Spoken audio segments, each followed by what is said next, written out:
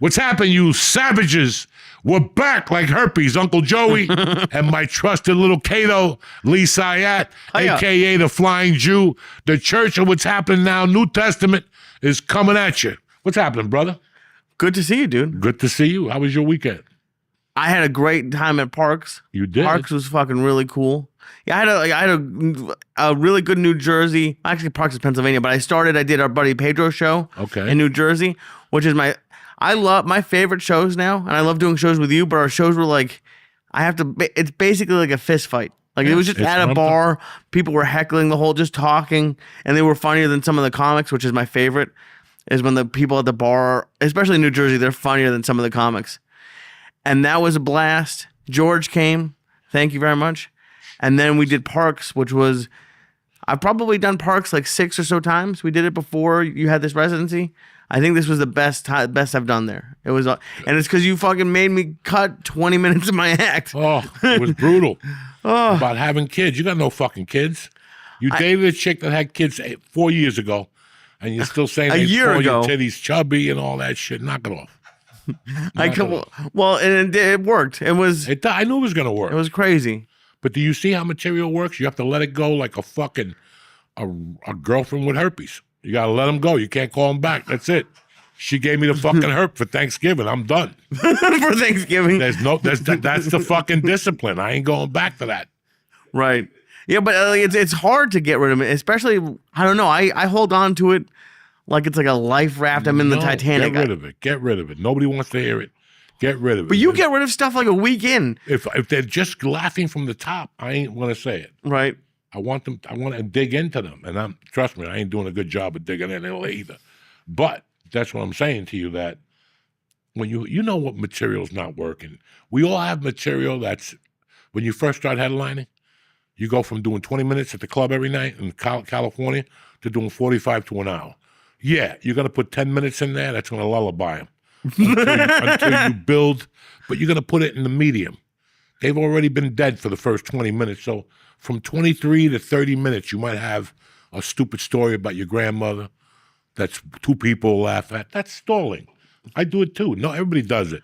But then those last 15 minutes, you pick that shit up like a fucking... And I was closing with it. It was the best.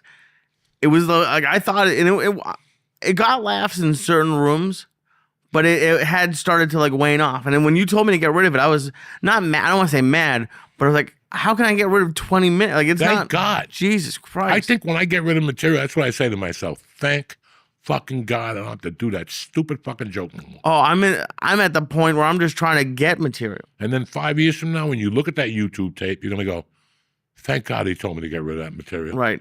Thank God I got rid of that and everything else I said on that fucking 30-minute special. And that's how I feel. I looked at something. Last week I was preparing for the weekend, and I looked at an old tape, and I was like, oh, my God. I got to shut this shit off. But then how come, like, when you're doing it and it's killing, you're like, this is going great? Because you're under the ether. Your mind is playing tricks on you. It's like when you do a shitty movie, right? But you think it's fucking great, and on the set, everybody's talking about, oh, my God, and all of a sudden the movie comes out, and nothing happens. And you're like, and you look at the movie again and go, Jesus Christ, they're right. It's the same thing. We do it all the time. We meet a girl, we expect them, they're single, and all of a sudden we start fucking projecting. We're going to do this. I'm going to take her here. And all of a sudden, she stops calling you back. What the fuck? Right. It's... Ether is a motherfucker. Ether is horrible. And you, like, now I learned how to catch it. But I'm 60. I didn't need it now. I needed it 30 fucking years ago. When I was doing something, I could say in the middle of it, this sucks. I'm out of here. I was thinking about that the other day. Isn't it fucked up that, like, the smart, like, you know the most and then you have, like, no time left? Yeah. You get wise at the end and then you got 3 years left. I know how to swindle Social Security now. You know what I'm saying? You know, it's fucking crazy, the things you learn about yourself when it's too late. Like after you hit somebody in the head with an iron, you learn, you know, restraint control or whatever the fuck they talk about. Anger management? Yeah, anger management. You don't know these things. And ether's one of those things. You know, when a girl gets married, she's under the fucking ether. She's retarded. From the minute she gets the engagement ring to the day she walks on the aisle, she's damaged goods. Everything is great. The fucking pigeons are great. The mother's gonna dress in black. It's like a constant fucking mind fuck. And it's the ether. I'm gonna do this, and Cindy's coming, and who gives a fuck about Cindy? We forgot what the fuck this day is about. So it's ether. Right. It's ether. It's about you and her lasting forever. I don't want to go to a wedding, but while I'm on the wedding, I'm like, let's see if the odds are on DraftKings. Let's see if the odds are on FanDuel. You see it. Years ago, the fucking guy from San Antonio married the Mexican chick from Desperate Housewives. Nobody remembers that? Tony Parker. They had a $50 million wedding. White pigeons, limos, white people, the whole fucking thing. He's black, she's fucking Mexican. They had white people there. Oprah was there. Then he cheated on her with the Mexican housekeeper 2 years later. You know, with the chubby chick from The View. That fucking retard. With the chubby black chick. She had a big wedding, Long Island, Oprah, the Hamptons, everybody. He was fucking some ugly black chick 3 weeks later. You're under the ether. And you actually know he's fucking that chick. But as a woman, you're under the ether. You're getting married, motherfucker. His dick's been smelling weird. His breath's been smelling weird. He's been fucking staying out on hours. But you're getting married. You're getting married. So, and then after you get married, a year in, you're like, this motherfucker's been cheating on me since day one. But you were too busy under the ether because pigeons were going to get thrown out at your fucking wedding. You dumb motherfucker. Well, like your industry is kind of weird. Like, don't people get married as like entertainers or anybody just for like a business thing? Like they do it knowing they don't love each other, knowing it's just for like Well, probably those Hollywood animals get married. You know, fucking like the Kardashian. Vampire and Katy Perry. She's retarded. You know, the Vampire. You know that kid Russell Brand, the Vampire. Whatever his fucking name is. I forgot about him. You know, these people. You know, they fall in love, and that's the worst. Those Hollywood couples. Because it's all fucking ether. It's all ether. What about, I keep seeing, because I think his show's out now, Angelina Jolie and Billy Bob, like when he had her blood around it and like they were like making out on the red carpet. Disgust. Who's your father? Who raised you? But no, what we're just talking about is what really happens to people. Right. We really go under the ether. And you could ask professional athletes, they'll tell you. That season, I didn't know what was going on. I was banging my baby's mama. I was doing this. I was doing that. You know, it's fucking hard, man. And we all fall under that. What, like, do you have a sign or like, how do you notice you're under the ether? When you go see the finished result, or when you see your set, or you see how your set does, or it's just something that you snap out of it once you fucking see it. Once you see it, you snap the fuck out of it. Is that why, like, when like you see like athletes, and then you understand the whole how it got there?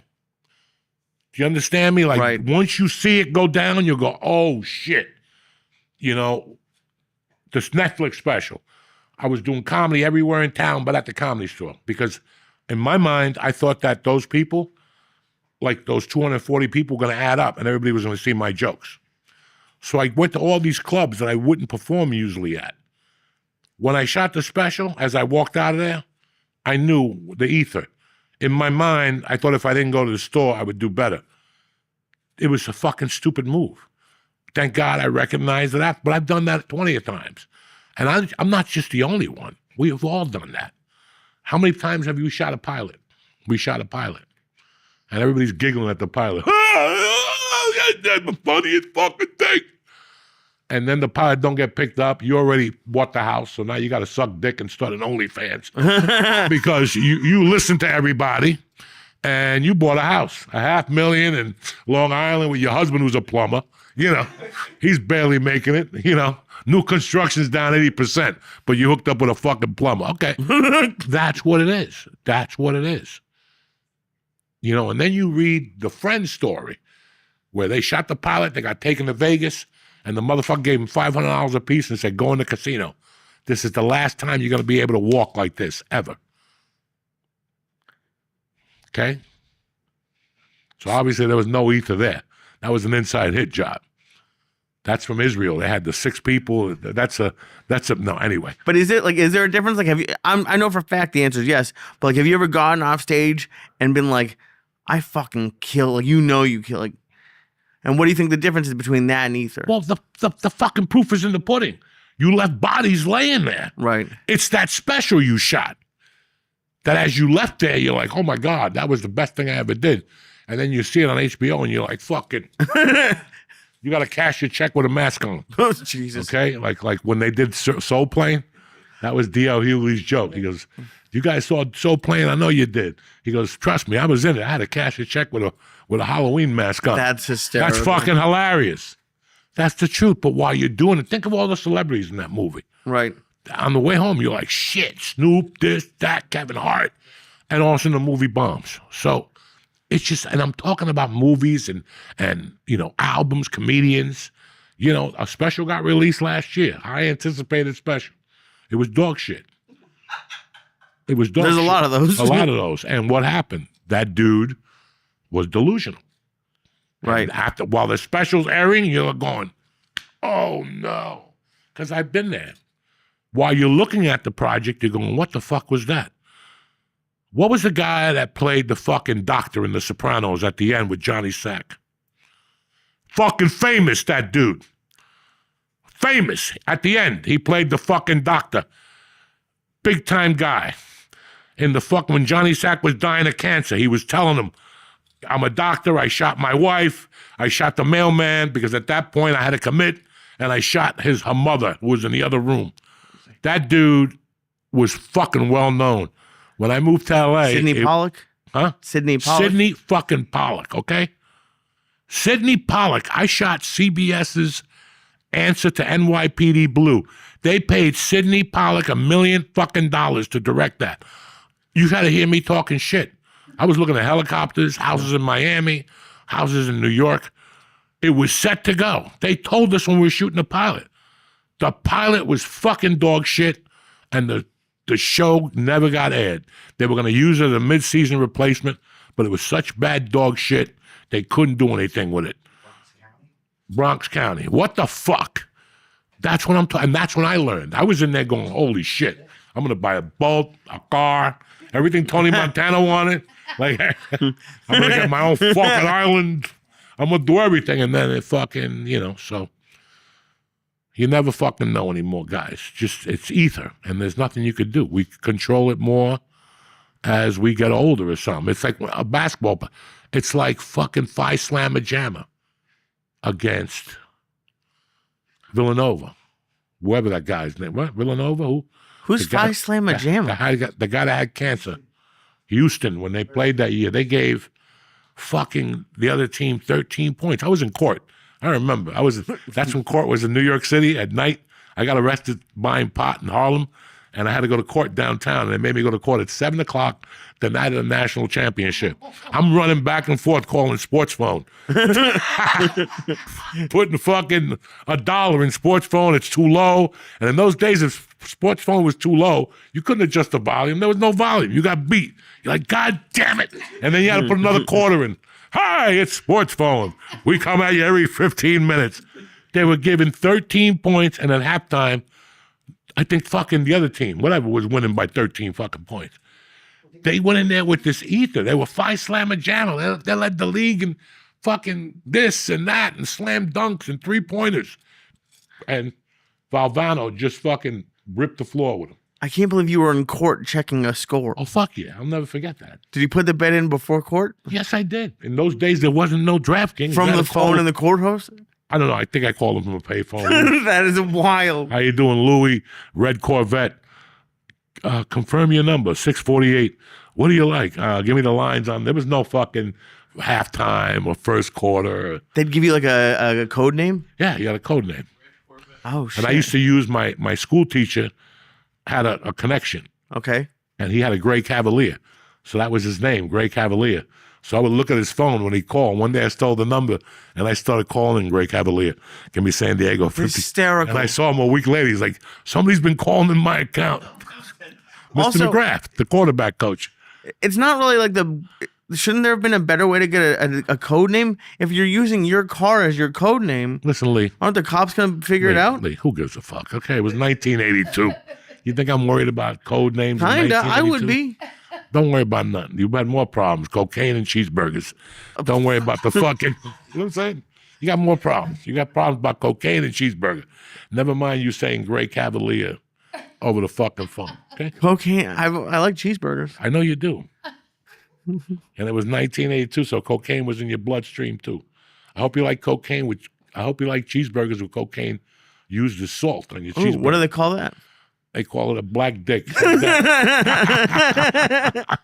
Uncle Joey with my girl here. What's your name? Kathrine Narducci. Lorraine Bracco. No. It's I'm too It's high. Kathrine Narducci, motherfucker. I know, the fucking edible hit me. What's happening, beautiful? What's going on? I haven't seen you in years. You don't even know who your guest is. Oh my God. What's up, beautiful? Holy shit. Thank you for coming over. Thank you. I know it's a long hike over on the ferry. I was like Barbara Streisand in Funny Girl. Don't rain on my parade. I wanted to sing on the tip of the ship. You can sing now. They love you at Cameraland. Everything is beautiful. Everything is warm. There's your new career. Huh? Broadway. No. Musicals. Listen, I don't even want to go into the city. Joey the Musical. Joey the Musical. That's next. I like that. That's next. That sounds catchy, doesn't it? Yeah. I would like to the see the musical. That'd be Well, what are we going to sing about? That's the fucking problem. cocaine Just and sing your life cheeseburgers. out. Sing your life out. Sing your life out. Some Spanish songs, some Italian I songs. love it. Yeah, that would be fucking Tell fun. your story singing. Oh, they wait. You know they say tell your story walking. Yeah. Tell your story singing. Listen, I can't walk and talk at the same time. Can you tell me? If I'm walking, I'm focusing on walking. You know what Do I'm saying? me a favor. I'm going to give you one acting challenge. Go ahead. Can I? Yeah. I want you to sing the story that you told me about somebody, we won't say who and throw them under the bus, invited you out to dinner, but they wanted you to go to an Applebee's. Sing that story. Listen, there's no song to sing that shit. And he grew up with me, and he was like, bro, wait till you have this food. $35. You get an entree and 2 appetizers. And I'm like, oh my God, he is gone. And did he tell you about the price first, or what restaurant it was first? No, he told me the price, and I'm like, this sounds like a commercial. Yeah. This is Applebee's. I watch TV at night, 12 News. I watch New Jersey weather, and fucking this is the commercial they play, Applebee's. You see?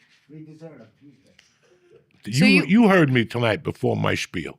I'm very fucking serious about food. Yeah. And when I was in California, you ask him how hard I railed him. Because we're fucking East Coast people. Yeah. We don't need to be reminded of what we can and can't eat from our childhood. But we're not going to eat shit just to hang out with people. Like, I refuse that. Like, I refuse that shit. Yeah. Like, if you call me and go, hey, we really want to invite you to a table read, and I've done this before, across from where, up the block from Church's Chicken, well, not Church's, the one in L.A. with the fucking waffle and chicken. With the Waffle Roscoe's. House. Roscoe's. But across the street, there's a studio. A couple blocks from there. Gower Studios. Sunset and Gower. Gower Studios. I was supposed to go remember. there for a table read and shit. And they're like, we're going to take you to lunch first at the Hindu restaurant across the street. And I can't smell curry. And I told them, I can't smell curry. I get sick. And they're like, nah, we're going to have it. It's going to be great. And I go, I'm not going in there because I'm going to get sick from the curry. I'm telling you, I cannot smell that pungent curry. I don't mind all the other stuff. It's the curry that bothers me. Yeah, it's a strong smell. And I wouldn't go in there, and I didn't get the role because I wouldn't go. I didn't give a fuck. I don't eat curry. Papa don't eat curry. Wow. I don't want to smell it either. It makes me sick. My cheeks get red. I'm like, kids are allergic to fucking peanuts. I'm allergic to curry. All He right? also refuses to go to Thai restaurants because Yeah. one had bugs in it. Yeah. What do Yeah. you mean, bug? No, because I had a friend who had a wife that was Thai, and she didn't do the dishes. And the kitchen was always dirty, and she had those fruit flies in the kitchen. So if you're a woman and you allow fruit flies in your kitchen, you have fruit flies in your ass, and I don't want to do business with you. And this is why he doesn't eat pad Thai. Well, except he breaks his own rules. See, that's what it gets me. I Is love he has pad rules Thai. for I eat everything. pad Thai. I From love one pad place. Thai. But From I one get place. it from a Japanese place across my house. That doesn't even make and sense. it's not that good either. You know what I'm saying? Like, I was talking about LA where you like toy. the best pad Thai is Toy. Yeah. But I won't go in Toy because they make you take your shoes off. Listen, I know what my feet smell like. I've never been to Toy. Toy Where's is right on straight up down the block from the Guitar Center. Wait. It is the best. T-O-I. T-O-I, Toy. Toy. Not T-O-Y. Toy. I don't know. What am I, spelling bee champion? Am I Chinese now? I don't know this shit. Toy. T-O-I. Toy. Toy. Okay. I need to know one thing. Can I ask you a question? No. What is the ether? Who? Ether. What you and I we were were talking just discussing. What is ether? Ether, all right, in common terms, ether is a chemical that they wash cocaine with. In the 80s, we had so many problems. In the 80s, they were using so much ether to clean cocaine. That's why by 87, 88, cocaine started smelling funny because they started taking the ether out and using turpentine and all that shit instead. But it's better with ether. It cleanses the cocaine. It gives it that smell. You could get ether. Ether is not what they give you at the dentist office. Yeah, they use that to knock you out. I know that ether. But when you use it in terms of the stories you were telling, Ether is a thing that.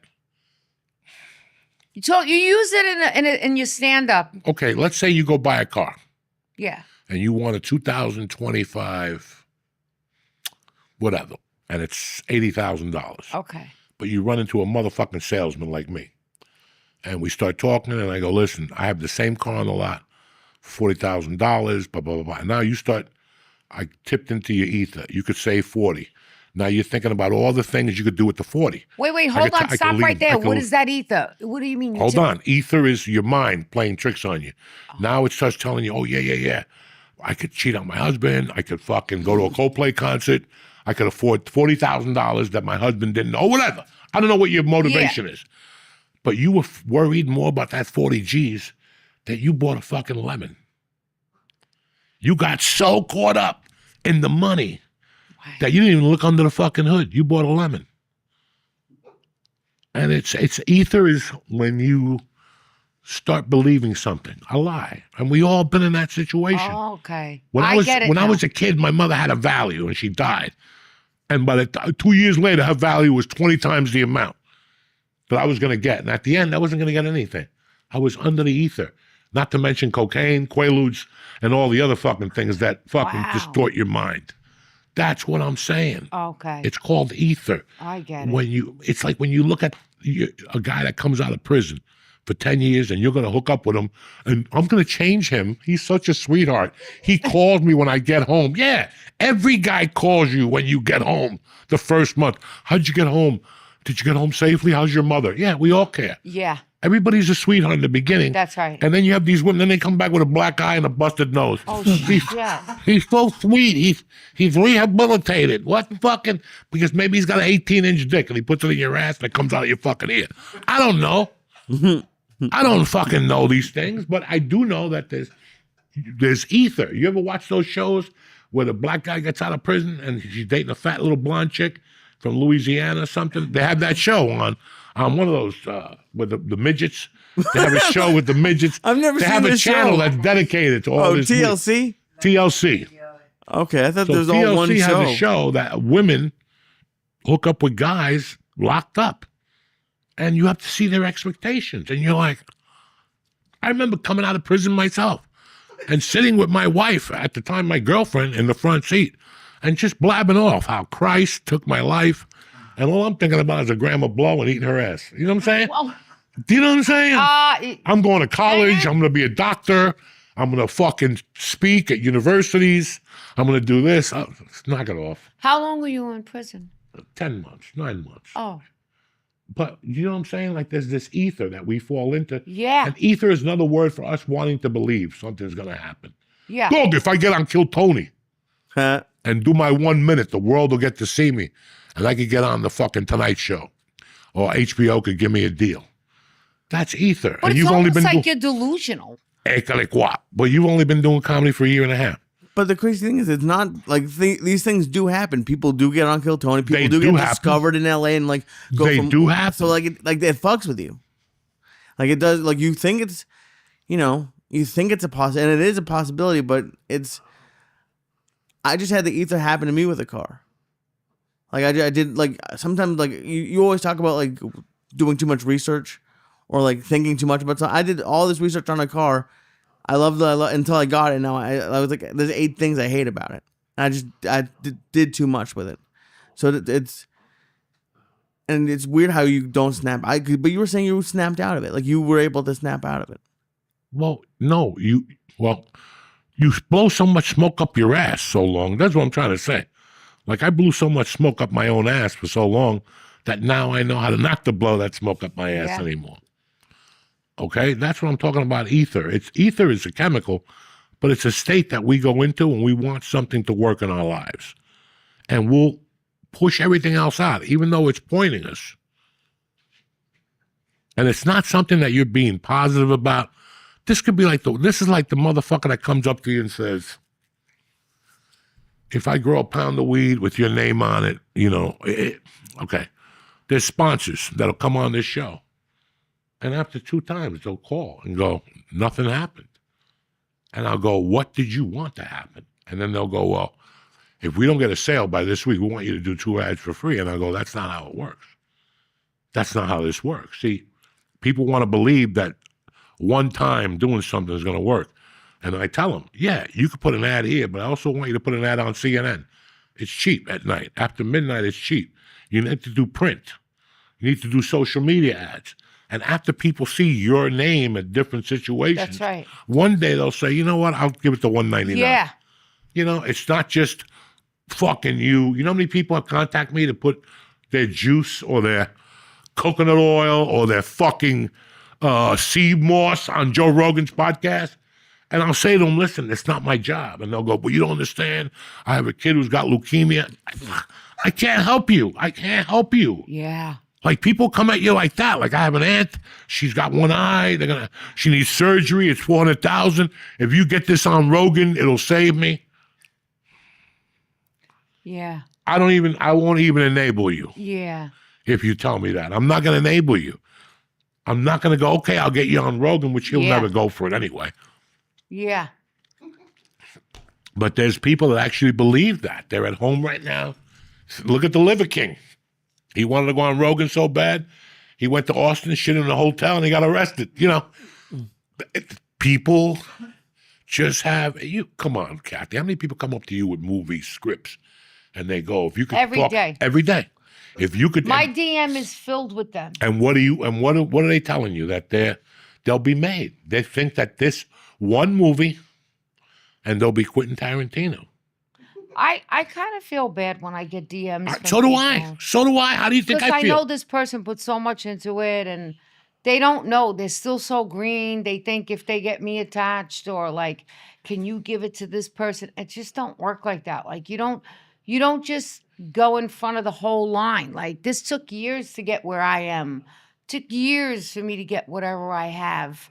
You don't just DM somebody, think the script's gonna land on my lap and overnight you're gonna be an overnight success because now I have your script and I'm gonna hand it to somebody. Push the mic more towards you. I'm gonna hand it to somebody and it's gonna make your dreams come true. It doesn't work like that at all. I just feel bad when people put so much into, one person, me, you, whoever else they're DMing. And I understand where they're coming from. So I have empathy that I know, like, this person doesn't really get it and he doesn't understand how it works and how you really go through a real process of pitching your script to real producers. You don't just DM an actor. I'm just an actor. I'm trying to get a movie too. I'm trying to work myself. Like, just because I know people, I'm not going to take your script. I don't even know you. You're a stranger DMing me and hand it to one of my friends. If I'm going to hand my friends one of my scripts, it's going to be something that I need from my script that I wrote. And I'm going to use that favor for myself, which I don't even ask people for favors ever. I'm very uncomfortable with it. And now the stranger that I never met is like, Miss Narducci, will you read my script? And da-da-da-da. It doesn't work like that, but I understand you. And more props to you. Go after your dream. Do whatever you got to do. Knock on every door. Break down every door. Try to get your thing out there. Try to, I get people like, can you put a word for me on, Godfather Harlem or when I was on Sopranos or any show that I was on or any movie? Will you tell them I'll be an extra or this or that? Like, it doesn't really work like that. And I feel bad for these people who DM because I want to help everybody. But if I helped everybody, what they don't know is behind you, I have 50,000 other DMs with people asking the same thing as you. And I want you all to win, but this is not how it works. It could, though. So never stop doing what you might think is impossible. Always do it. But the odds are not really in your favor of it working that way. The shortcut. DM this person, boom, get the hit. It's going to work. Everything is going to work out. It doesn't really work like that. I want it to work like that. For me, something like that kind of worked with me. I walked off the street, open audition, got a Bronx Tale, and it did work like that. So that's why I have empathy for these people that are trying like the one shot. If I just do it, DM people, however they're doing it. It might work. Maybe somebody will answer you and will get it to somebody. So don't stop whoever you are. Keep doing what you're doing if that's the way you want to do it. But most likely it won't work that way. You got to go through the proper channels. And I think you have more of a shot working it that way, going to And I have empathy also. And that's what you have to look at it and go, I'm empathetic also. But here's where it doesn't get good. Yeah, sometimes. go ahead. I've helped those people. Yeah. I've been one of those guys that said, let me see what I could do. Yeah. And I've gotten something. I've done it too. And then it doesn't turn into one favor. It turns into two or three. So it went from borrowing my watch for the day, to now you're going for my whole arm. Well, that's right. People don't know when to stop. That's one thing. Yeah. And then the other thing is I look at the reasoning they're coming at me with. And like I said to you guys, I've had people contact me and say, I need this. My daughter's got leukemia. They know I have a daughter, so they hit me that way. Yeah. Okay? They hit me with weird stuff that I know. Well, that's called a guilt punch. This weed shit, this weed business shit, those are the biggest maggots in the world. They're the biggest maggots in the world. The weed business, the way they leech onto you, they're the biggest fucking maggots in the world. And that's why I don't mess with none of them. I've cut them all off. You can't even give one of those motherfuckers a prop, because next thing you know, you're a spokesman for their company. Oh. And you can't, you got to be very careful. Yeah. And you try to walk the earth as a Christian, kung fu, helping people out. Yes. But people don't know when when no is no. People don't know when you reach your limit. When there's nothing I could do for you. I wish I could help you. Yeah. But before anything happens in my world, I got 20 people that I love and cheer for. Before I donate to the Red Cross or fucking this guy, I got 20 family members that you know what I'm saying? Yes. If you think I'm going to give $200,000 to some art gallery to have a party and drink wine, but my fucking people are starving, my people ain't doing shit. Yeah. No, I'm not doing that. Yeah. That's what most people do. They want to save the world, but not the people in front of their fucking eyes, okay? Yeah. I'm one of those guys. So you want me to do this for you, but meanwhile, I got people in front of you that have been with me for 20 fucking years, walking around, eating, taking shit, fucking whatever, and that's what people don't understand either. Like, I get requests for things. I mean, I get people asking me to ask Joe Rogan for UFC tickets. For $10,000 tickets. They don't even know the man. Yeah. I get people asking me to give De Niro. That's the biggest request. Can you give this to De Niro? My father was in the mafia, and they think he's really in the mafia. I'm like, look, I was married to him in a movie. He's not really my husband. I can't ask for favors like that. It was fake. I'm not really. But I do, like you, I help where I can help. But people that I know, or sometimes a stranger, one stranger will hit it right, say it right, do it in a way right, where they're not trying to not do it right. They're just being them. And I see it's coming from a raw, honest place. And they're like, Miss Narducci, if there's anything, I'll be an extra, this, that.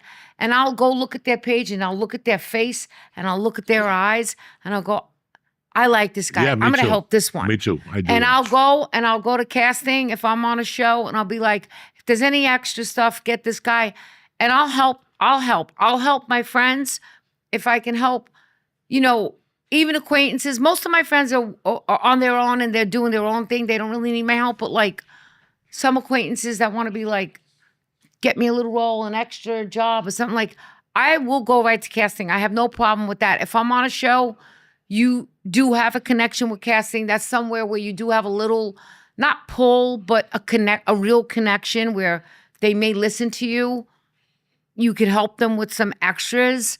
And I can do that. I'll do that. I'll help people. Or my friends that are actors, like, certainly you're a great actor. Like, I'll be like, he should be on Godfather. What are you kidding? Or like, whatever I do, I always mention my friends.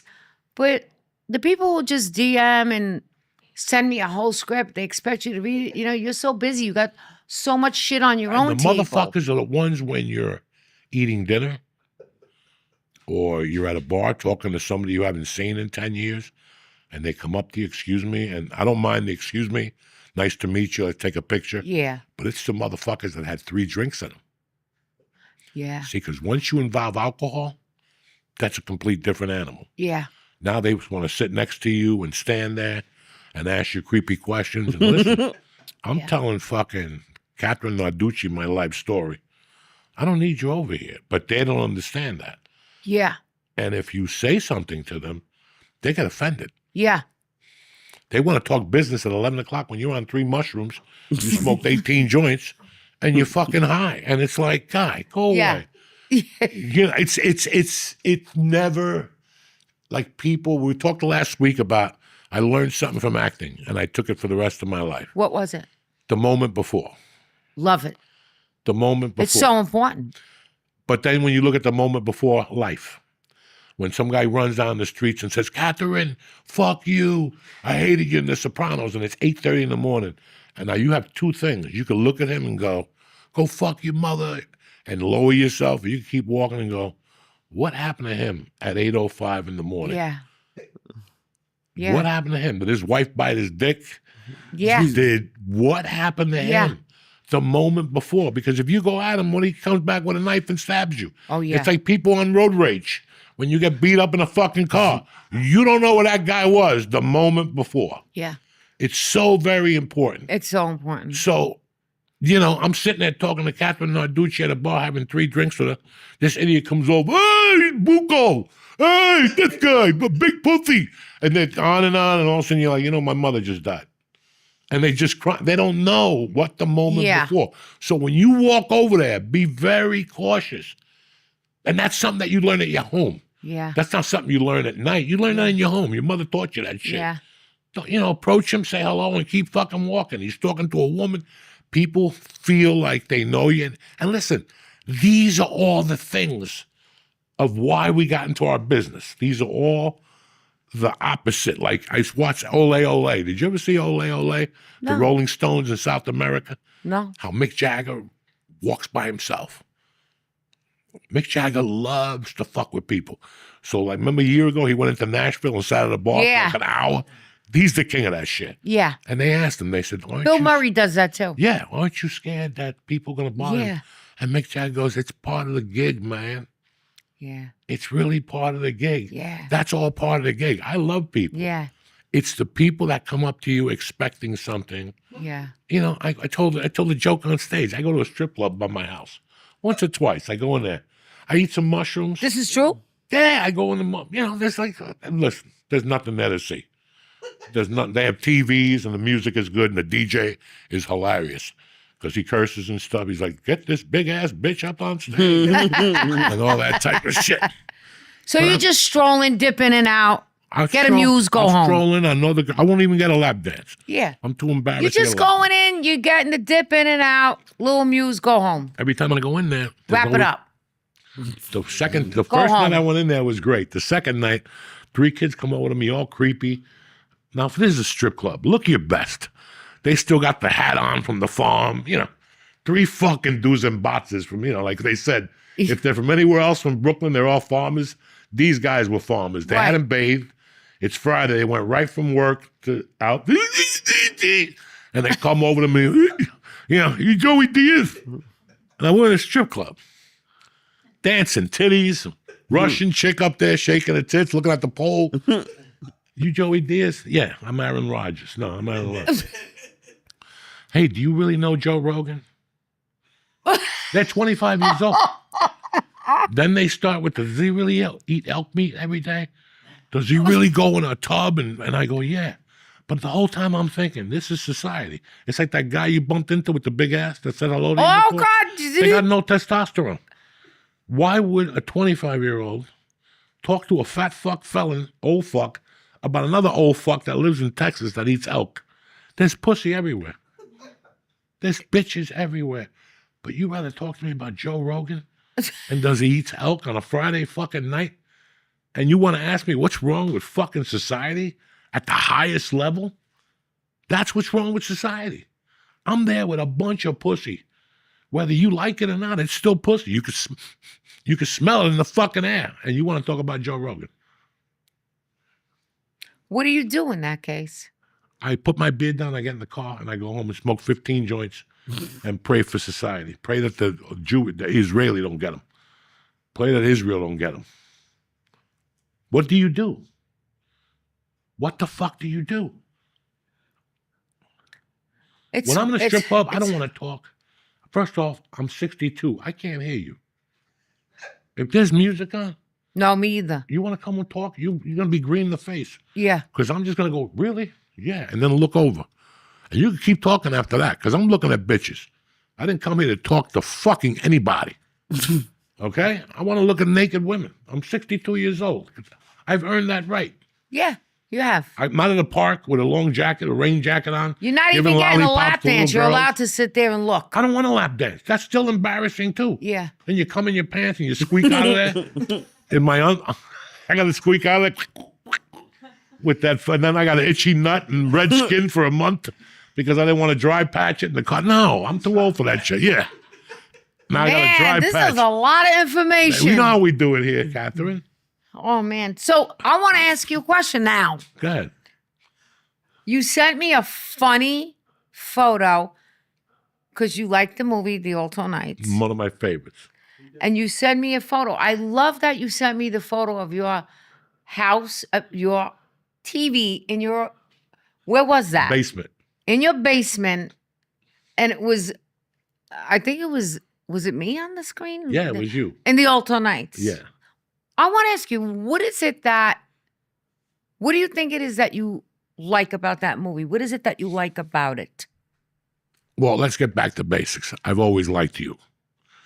So I loved you in the Bronx Tale. Then you popped up in fucking The Sopranos, and you were really good in that. I really enjoy you. Thank you. There's not a lot of people I enjoy. And I'm the type of guy, if I know you, I kind of cheer for you. Right. For the movie. Like when you're in the movie, I'm cheering for you while I'm watching the movie. I loved you in that other fucking movie. The Irishman? Which one? Irishman? Yeah, when you took Joe Pesci's clothes off. Oh, yeah. I loved that scene. Not that you took his clothes off. But he said, take off your shoes and whatever. Yeah, the bloody clothes. I love when you came down, how you looked. But this movie, there was something different about you. This movie was you. Aerosmith is Aerosmith. Guns N' Roses is Aerosmith on steroids. This was Kathrine Narducci on steroids. This was all your year's work because you've always been funny just being you. Arthur, they told you not to shoot the fucking gun off in the city limits. You always got to say fucking something, But this movie, you were extremely funny. Your character really played out and your beauty played out. It was I was disappointed when that movie came out. I read for that movie. And I was I wasn't disappointed I didn't get it. I'm not one of those guys. Could I ask you what role did you read for? Tony Bender. Everybody read for fucking Tony. And then they cast you from Tony Bender. And the scene I read for, they broke it up into 5 guys. Fucking brilliant. We could talk for hours about that movie. Wow. The scene when he's yelling at the TV, Vito. Yeah. And they go, tell him about Columbo. He let off whatever the dude. And the dude jumped 6 stories with a 5-foot blanket and all that shit. Yeah. That was all one character. They broke it into 5 different bosses talking about how Columbo put that guy in for mayor and to let the guy they shot in the barbershop off. Oh, Michael Rispoli's character, Joe... Maranzano or whatever his name is. Yeah. Mazzarano or whatever the fuck. I'm so mad I don't know. But can't think of it right now. The fucking court scene, you are fucking brilliant. He spends all his money on the putans. It was very reminiscent of the scene when Christopher gets the AA thing, when you all go to his house. And He gets it the turned into intervention. the intervention. It became a circus.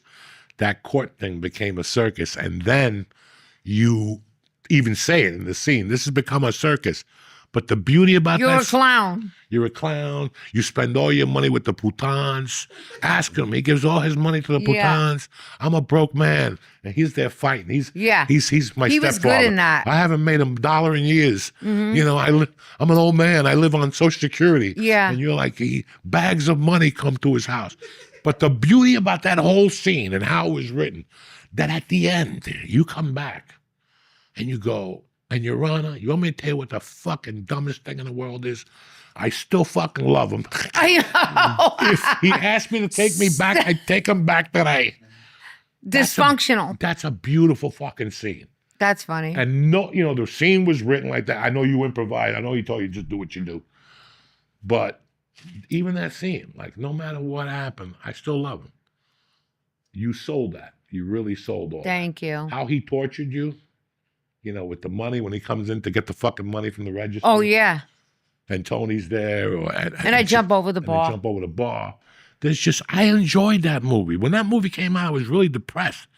Like it had been out. Somebody goes, I go, that movie didn't come out yet. And they're like, yes, it did. It's in the fucking movie theaters. I go, no, it's not.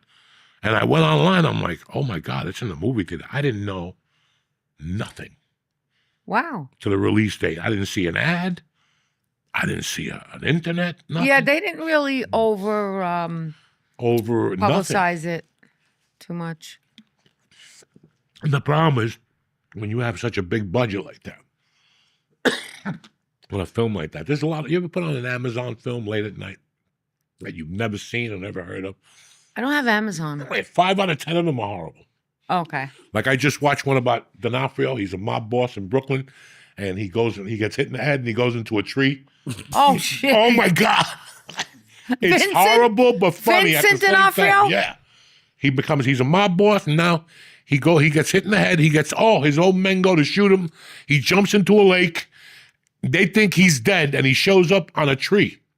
What do you mean, a tree house? In a tree house, because they're gonna tear down the forest. So he wants to sit in the tree house. So he's a mob boss. They're all coming to him, going, please, Vito, come down. And in a tree house. In a fucking tree house. Oh my God. Cute movie. But then there's like another one. There's like 20 Italian movies on there that all of them should be banned. All of them. Like, are you in Gravesend? No. And then. Not even just taken off, just banned. Why are they? What's that? They should be banned. These movies are just never made them. But there's a movie on Amazon. Let me tell you the cast. Go ahead. Godfather of Harlem. The black dude, yeah. Oh, are you talking about Forrest Whitaker? It's Forrest Whitaker. Oh, Forrest Whitaker. It's Ray Liotta. It's fucking Justin Timberlake's wife. Jessica Biel. Fucking gorgeous. Gorgeous. I mean, it's an all-star lineup. The English kid from the movie with fucking Angelina Jolie. I mean, great names. Movie was shot in Toy. It was shot in Toy, but I have a friend who was the hot dog man on that movie. And it's a movie about Ray Liotta comes out of prison, and he goes to see his daughter, and it's Jessica Biel, but he can't tell her. And Jessica kind of hits on him, and now he's caught between a rock and a hard place, and he's going to die. Wait a minute, his daughter's hitting on him? She doesn't know it's his father. Oh, that's creepy. He goes to the strip club. Wait, how is this movie, though? It's a good movie. It's very interesting. Wow. Oh, shit. You know who plays the strip club owner? Roadhouse, the dude who died of cancer, with a fucking wig on like Walter McDowell. Whoa. What's the guy that died of cancer from Roadhouse? Oh, Patrick Swayze. Patrick Swayze. Dog, it's an all-star fucking lineup. But I have a buddy who plays a hot dog man in a scene with Forrest Whitaker, one of Gabriel Iglesias' buddies. Shit. So I bumped into him and I go, bro, good dude too. I forget, he's on a commercial now too. I go, bro, I saw you in that movie. You were fucking great. I go, why didn't that movie ever get released? And he goes, they put so much money into the actors and the locations and shit that they ran out of money for the advertising. Wow. Really? And he goes, it happens a lot. What's the name of the movie? IMDb, Blue something. IMDb. Patrick Swayze and who? Just put Ray Liotta's IMDb and Yeah, look I at gotta that. know. We gotta know now. No, this movie is fucking wild. And like they shot it all on Gardner. They shot it where I lived. They shot, I know all those businesses there. So the end of Gardner is a floral shop. And that they just closed that during the pandemic because that's where fucking Powder Blue. Powder Blue. Powder Blue. 2009. Who's in the movie? Tell them the cast. Yeah, give us the cast. We got Jessica Biel, Eddie Redmayne, Forrest Whitaker, Ray Liotta for Los Angeles. I thought Vincent D'Onofrio was in it. No. The other guy from Roadhouse. No, Forrest Whitaker, the Godfather of Harlem. That's what I'm Oh, wait, what was Vincent D'Onofrio in? Oh, wait, he lived in the treehouse. Right. What was that movie? Swayze.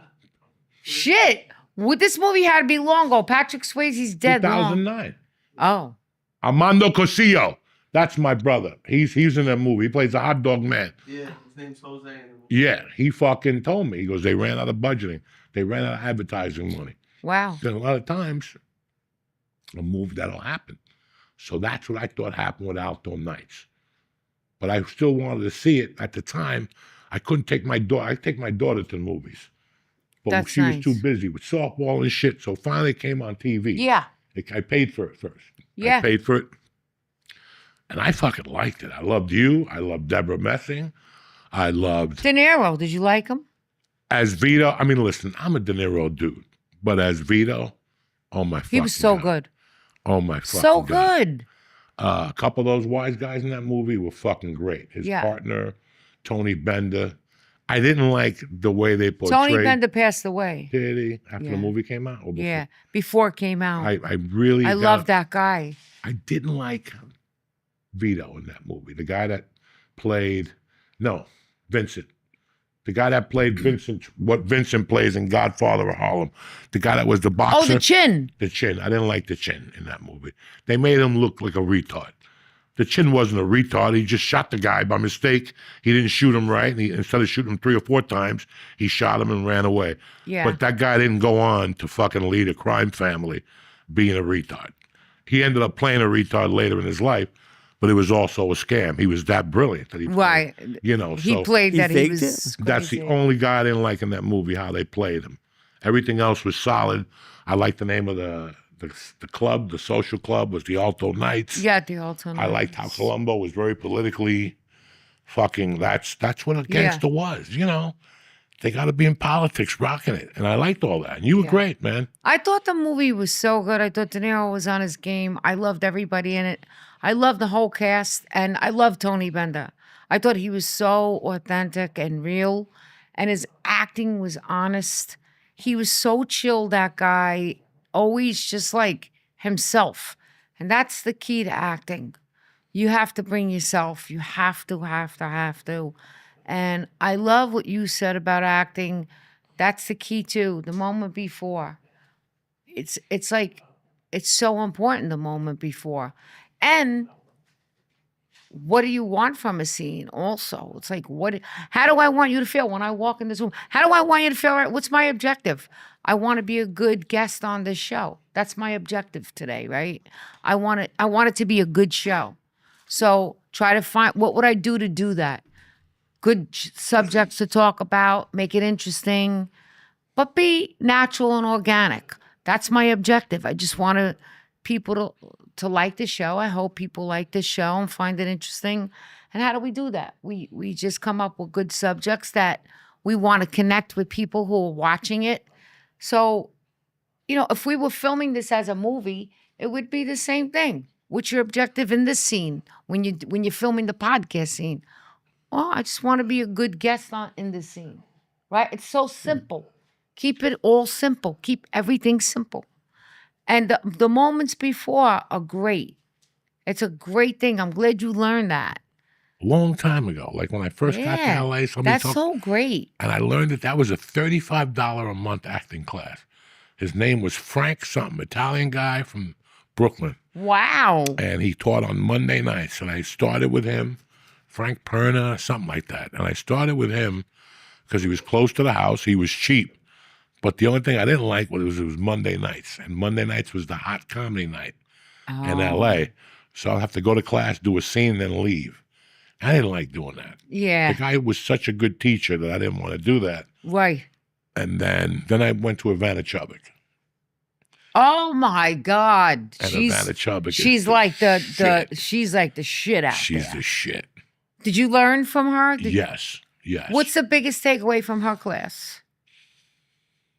She makes everything about sex.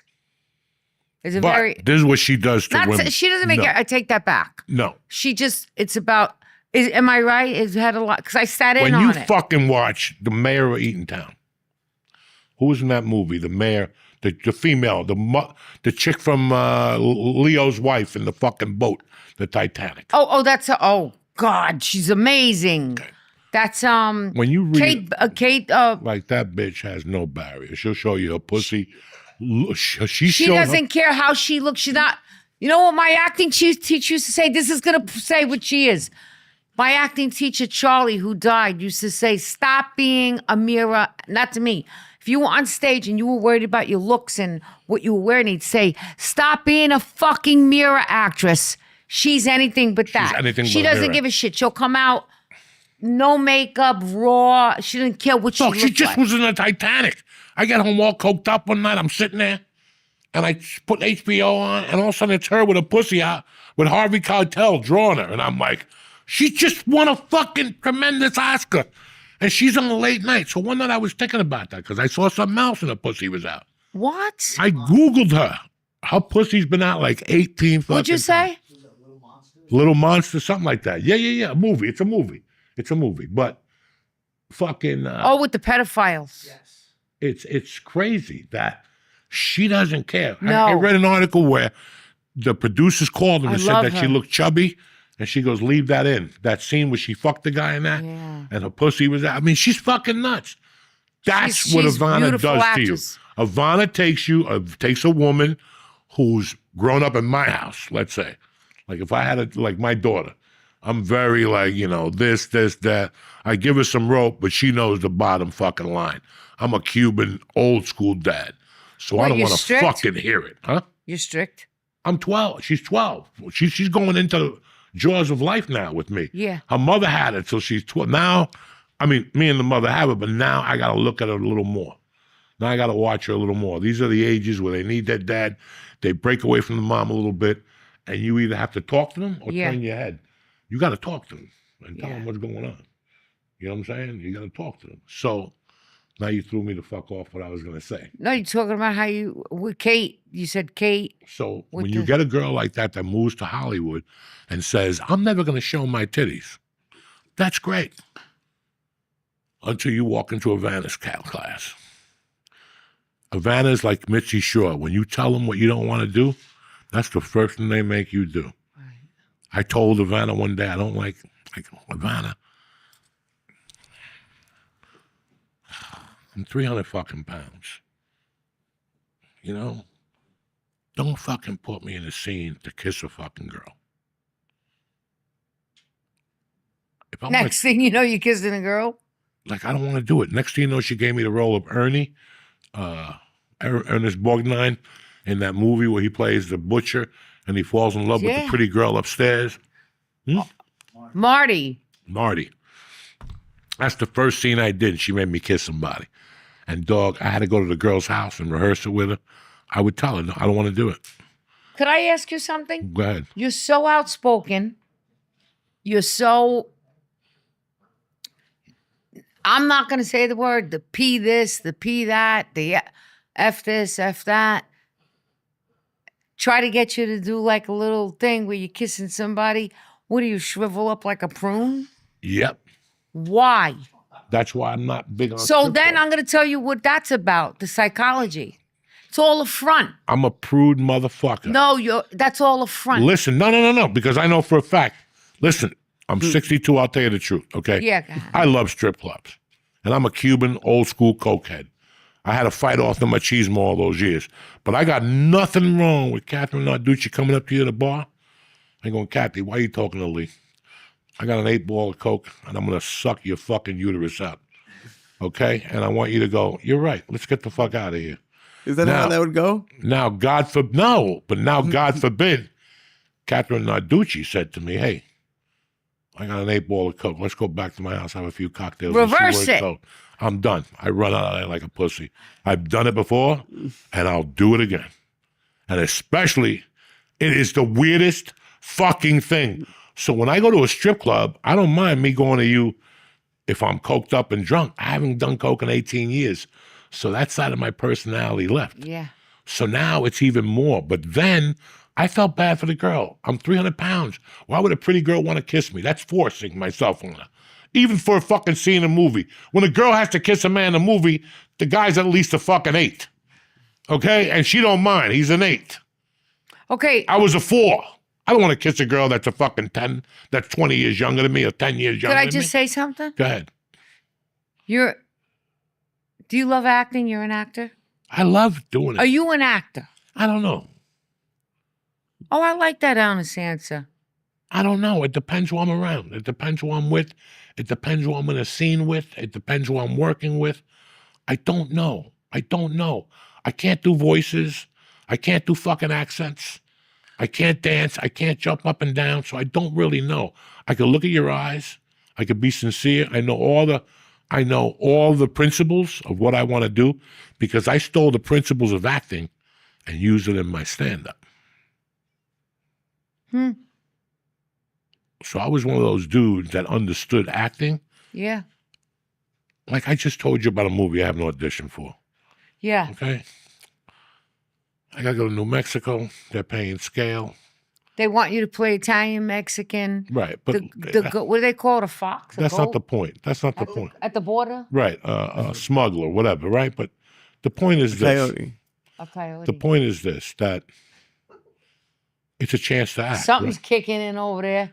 Oh, yeah. He's all Holy zomboed shit. up. Yeah, he's all zomboed out. Kicking in. It's his lucky night. So, there was a time when I was already on top of that. Remember, I booked a bunch of movies from sending tapes in. I do my own auditions.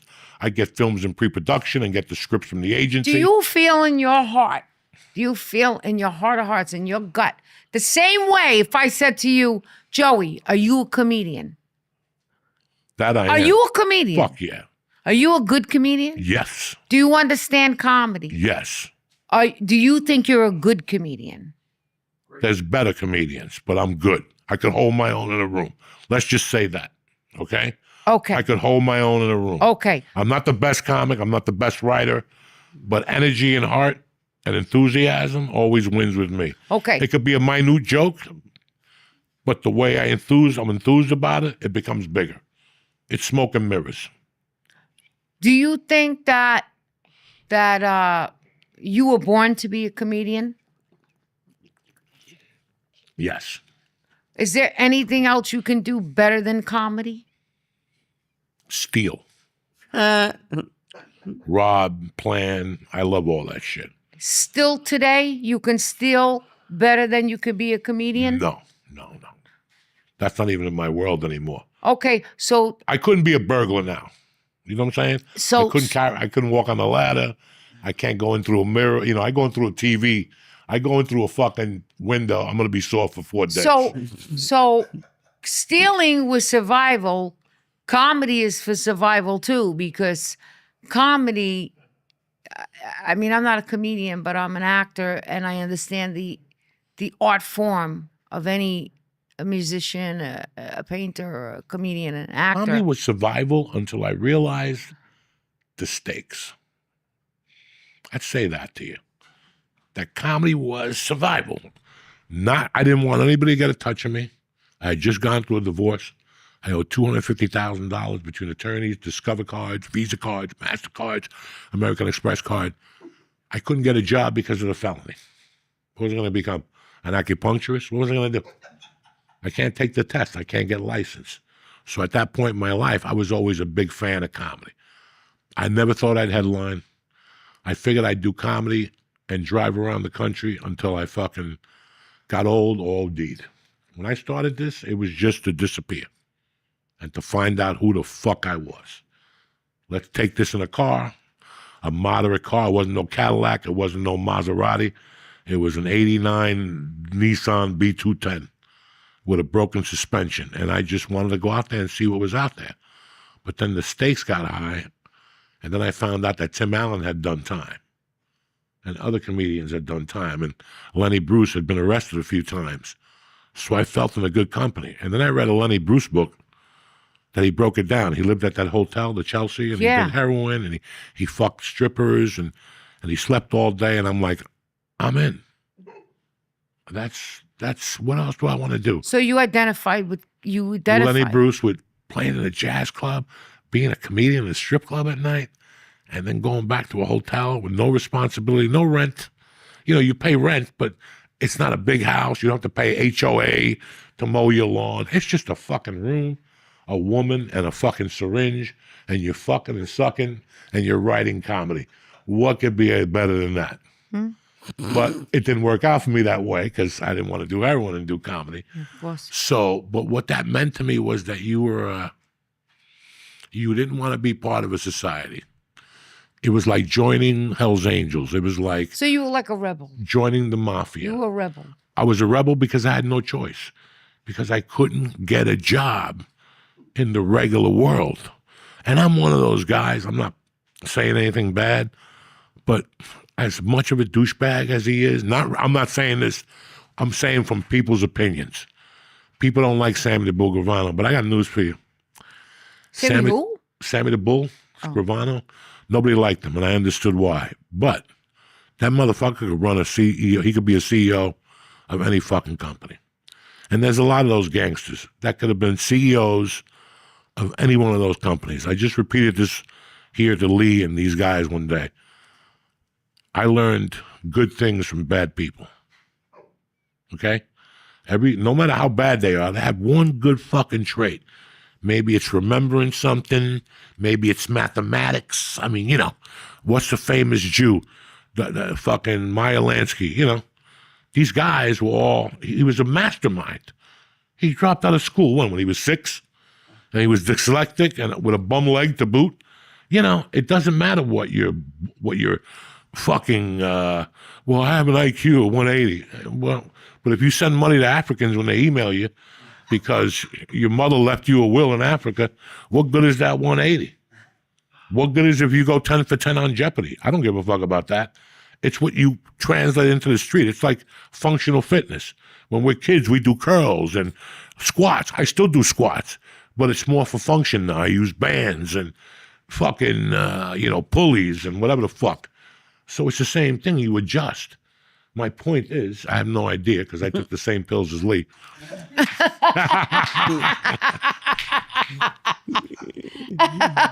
Well, here's my question is to you. Do you think you're a good comedian? Yes. And were you born to be a comedian? Yes, but then you were more born. I'm going to tell you something about you. I was born to be a fucking attorney. I'm going to tell you something about you. A Jew attorney. Could I tell you something about you? Yeah. You still can be. And break it down a little bit from what I think. I think that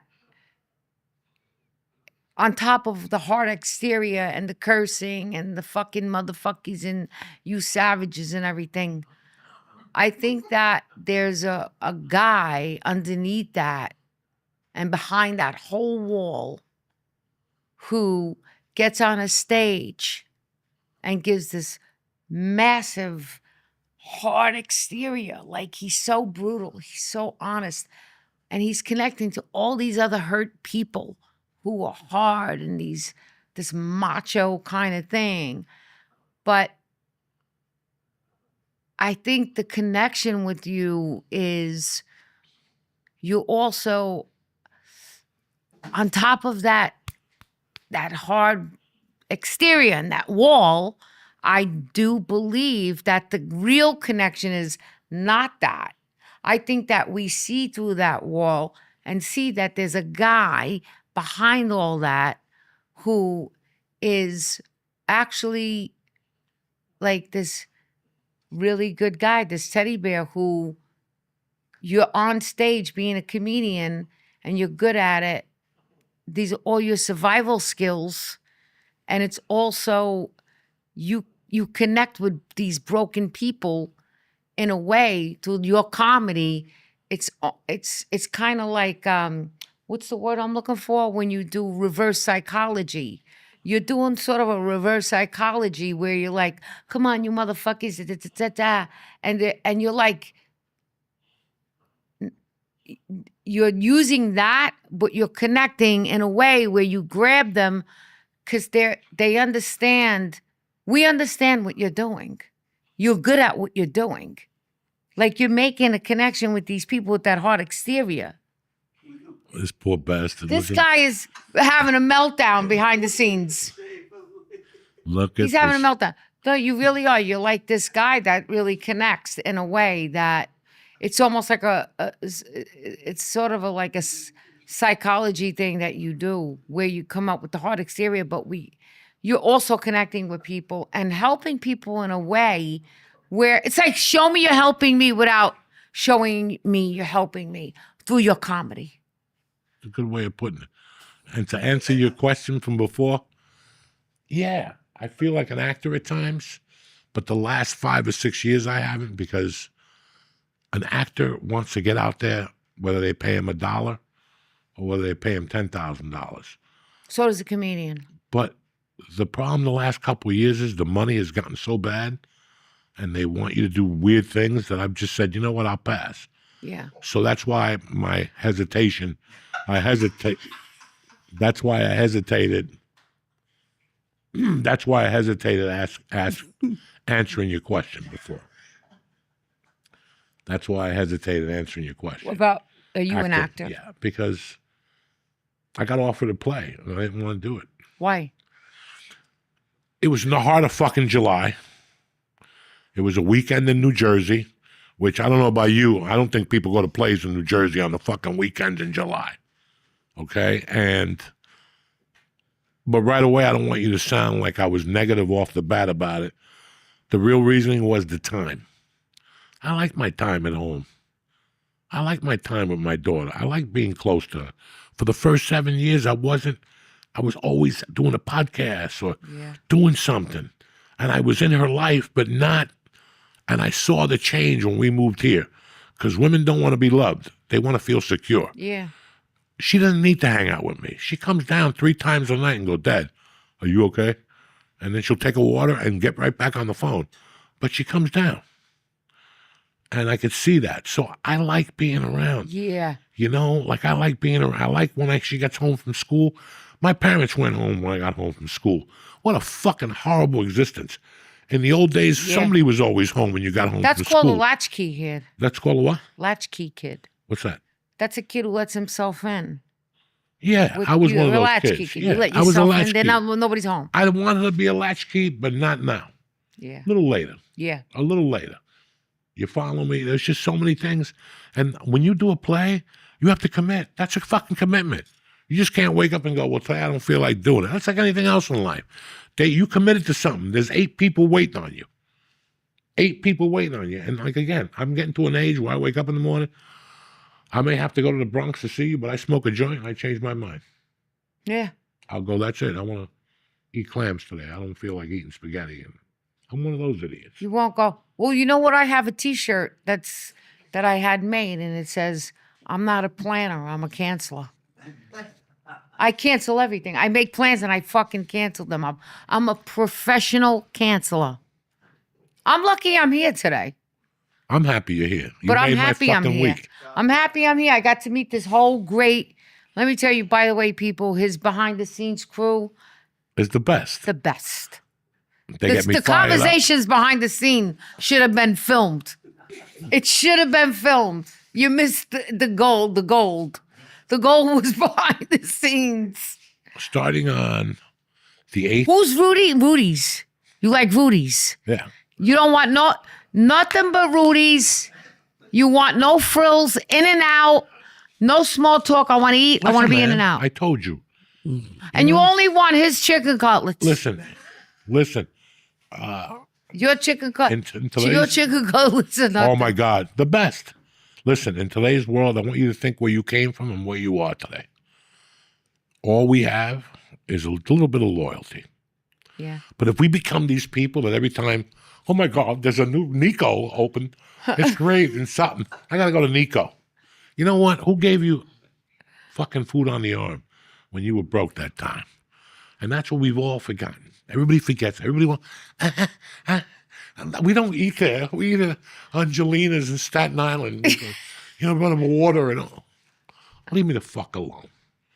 We all grew up, we have one place. That's all you have. Keep it simple. This fucking jerk off goes to a pizza place and all these saps run after him.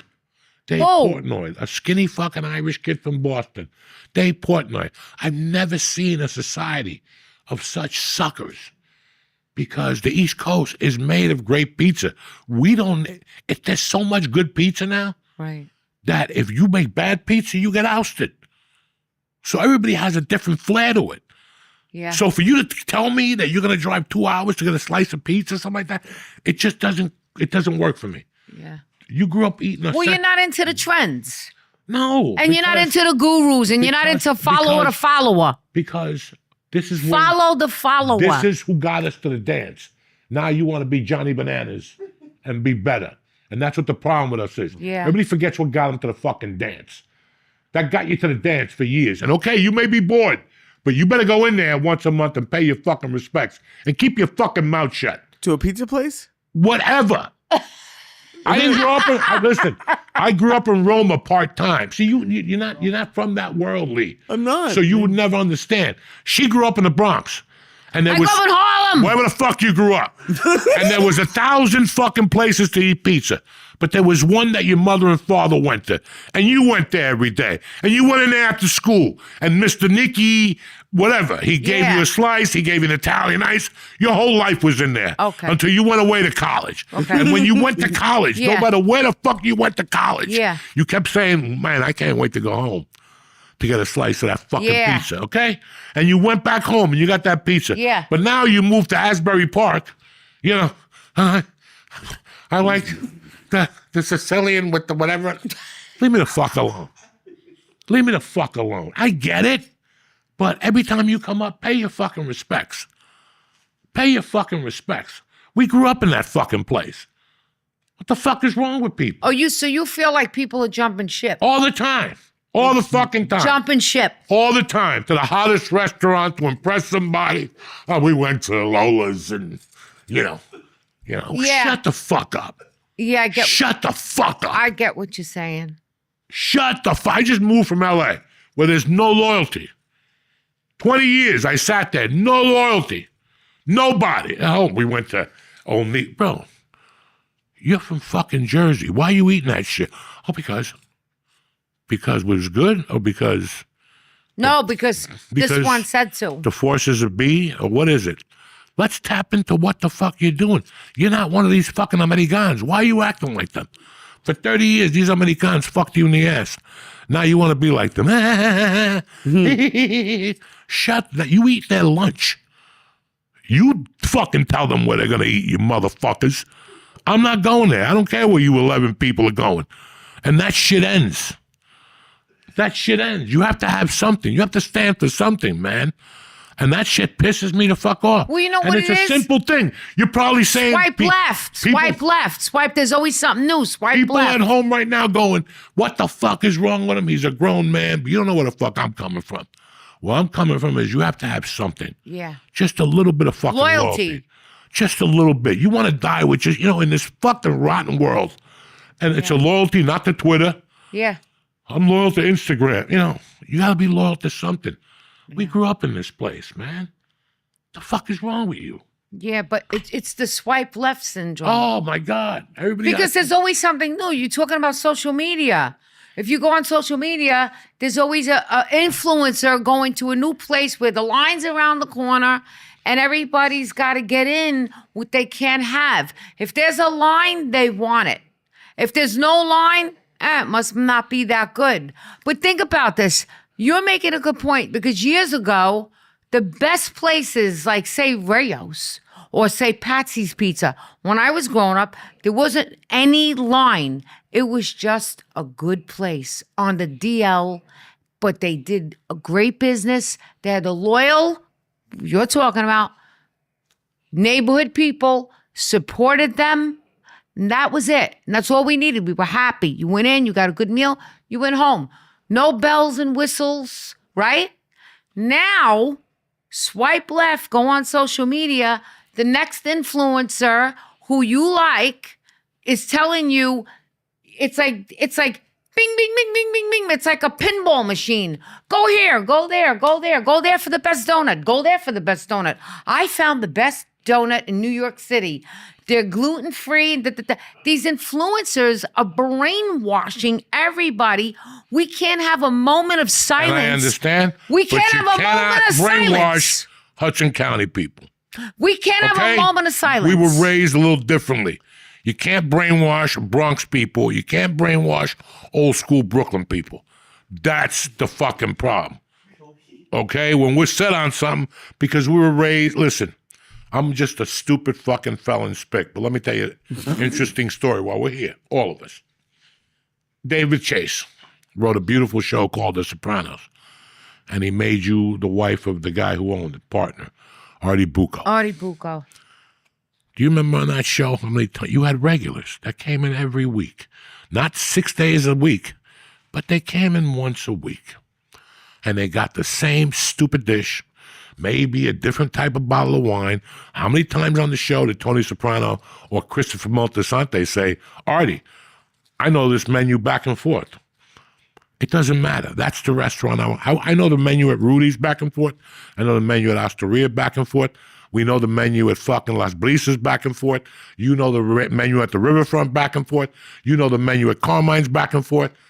I don't know. You know, you just know. You have something that you know it, and that's fine because that's home. But you know what I like what you're saying? You're really mostly, if you break it down, everything you're saying That's just home. comes down to loyalty. That's home. Another episode. Years later, he talked about it. He goes, Artie, in my darkest nights, I was driving home. There was a storm. And we came to you, and you let us in there. There was no power. Right. And that's one of the best nights we had in our life because we were home. Mm-hmm. People complain that they're depressed, but they ain't got a fucking home, and then they don't want to go home. Yeah. They always want to go somewhere else, and always just you're here, enjoy it, shut your fucking mouth, and eat the fucking food. Don't drop any fucking Italian names on me, so help me God, I'll hit you with this bottle of vinegar right to the fucking skull. Don't mention who's better.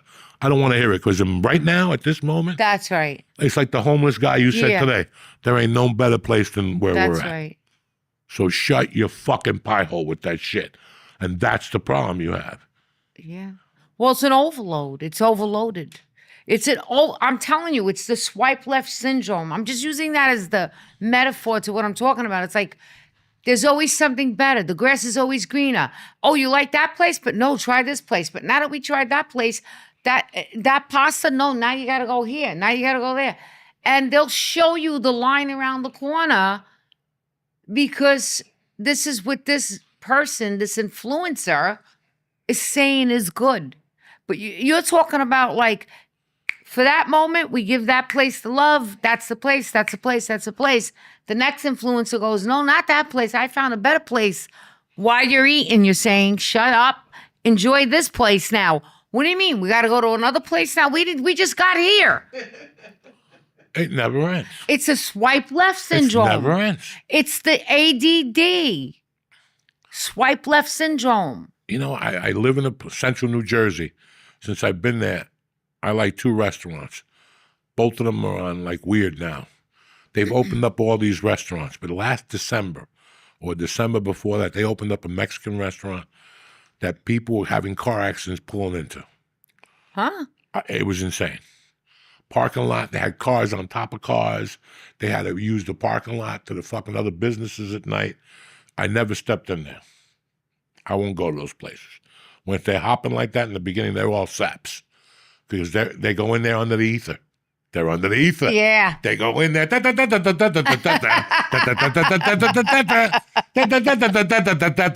We're all great. Let's take a picture. And they pick up that margarita not knowing it's $22.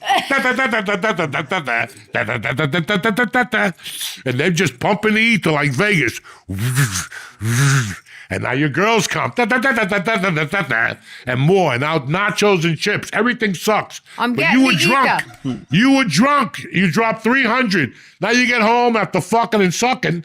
and you correlate the fucking and sucking with the Mexican bar and the Mexican drinking you went to do the night before. Trust me, the mind works so fucking weird.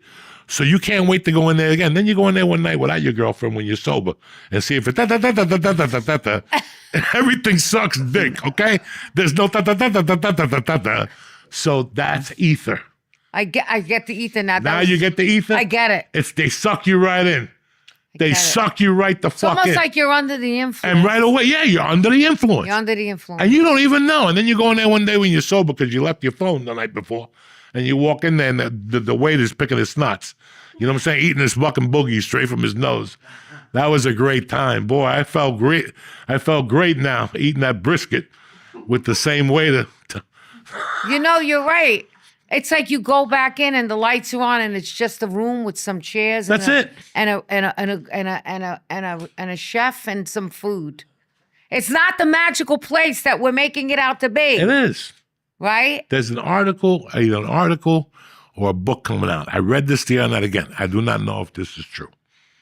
I do not know if this is true. Don't quote me. You know how life is. Yeah. Oh my God. 8 women have gotten together. 8 women have gotten together. And what did they do? You ready? 8 women who've gotten together from the metropolitan New York scene. And they're ready to file a big-time lawsuit against the owners of Studio 54 because they got raped there in the 70s. And get the fuck out of here! Again, they went down there. Quaalude, Quaalude, Quaalude, Quaalude. Mick Jagger walked in, they sucked his dick, and they remembered it during the pandemic. Like everybody else did. Remember during the pandemic? Everybody remembered who raped them? During the pandemic, they shot Ether Air. Everybody remembered who held their mouth 20 years ago at a fraternity party? Who grabbed your pussy when you saluted the soldiers? You know, everybody remember.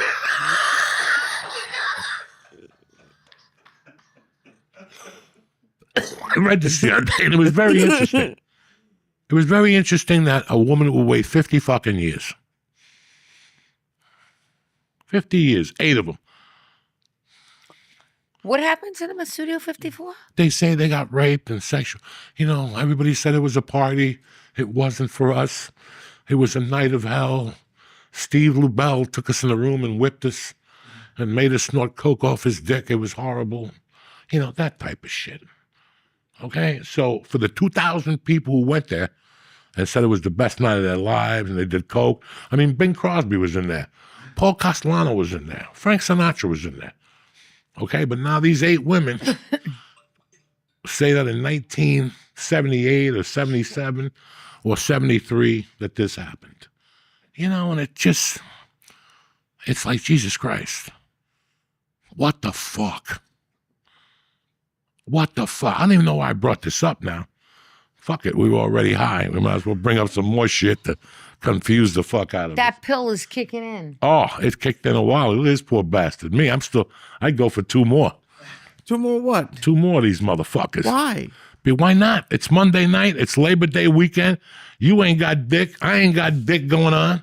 It's Labor Day weekend? That's it. This Friday, Saturday, Sunday, Monday. It's over.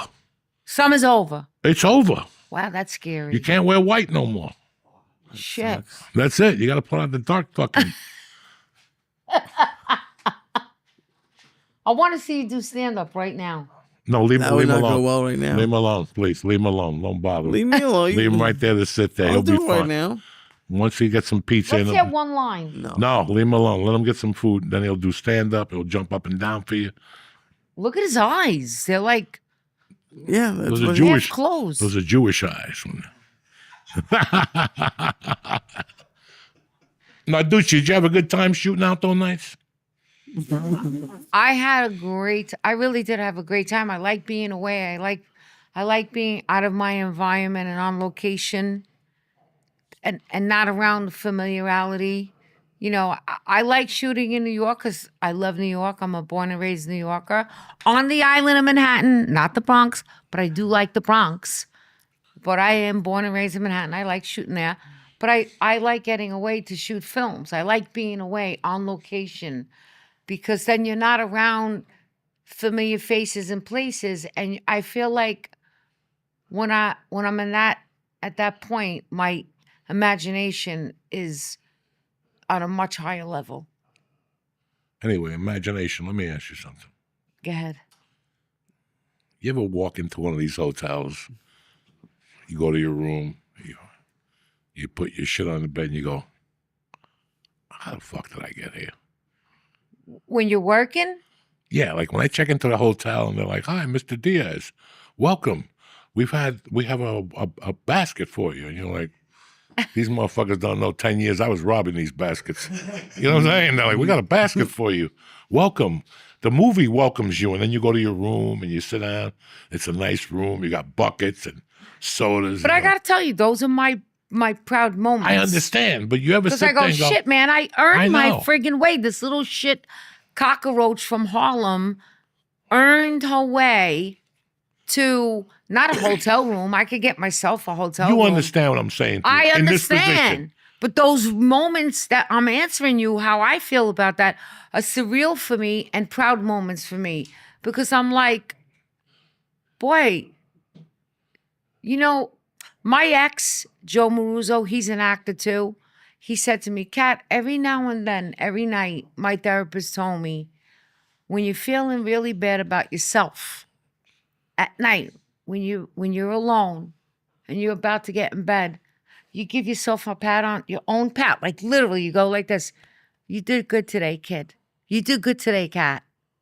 You give yourself a pat. You tell yourself you did good.